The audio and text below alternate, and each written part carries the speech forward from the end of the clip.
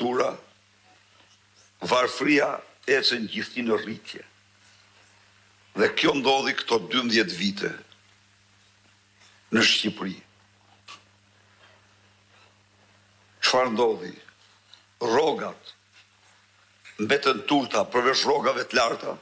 Rrogat e larta në Shqipëri janë më të larta se në Kroaci, se në Sloveni, se në çdo vend tjetër, kurse rrogat e ulta janë më të ultat në Europë. Më të ultat në Europë.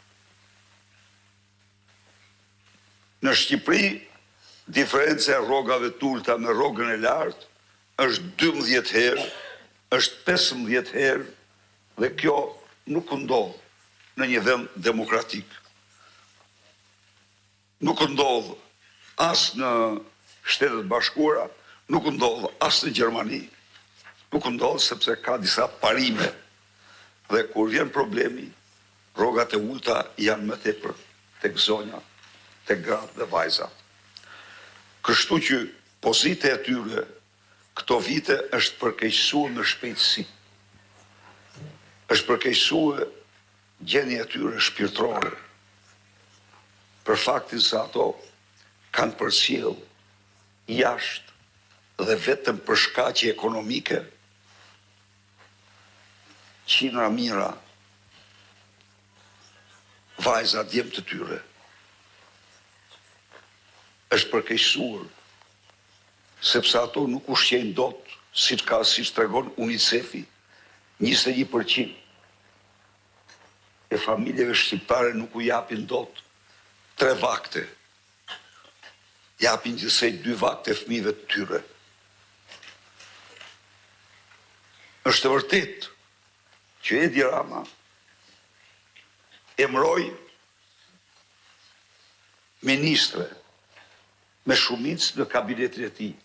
Dhe ju e dini, unë u ngrita në parlament dhe e përgëzova. E përgëzova me sinqeritet. Por çfarë mund të them unë pas 4 vitesh? Ato, dhe u kam thënë parlament atyre, 4 vite në mënyrë absolute nuk kanë shtruar një çështje të vetme në promovim, në favor, në mbrojtje të grave dhe vajzave në Shqipëri. Jo, asnjë. Dhe që një moment kur qeveria franceze i dha qeverisë shqiptare një grant 60 milion euro tërësisht kushtuar mbështetjes së grave, bizneseve të tyre. Çfarë bën? U ngritëm propozova të shtojmë dhe ne t'i bëjmë 100 milion. Dhe kjo është një shans për të ndihmuar gratë dhe vajza.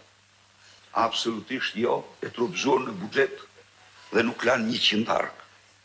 Dhe ato të gjitha ato zonjat ishin aty dhe nuk folën. U bëhe famshme kur thash ju silli si bodyguardët e Ghedafit, të cilat i thurin lavdi Ghedafit. Dhe ai ishte Ghedaf po Ghedaf. Edhe ky një lloj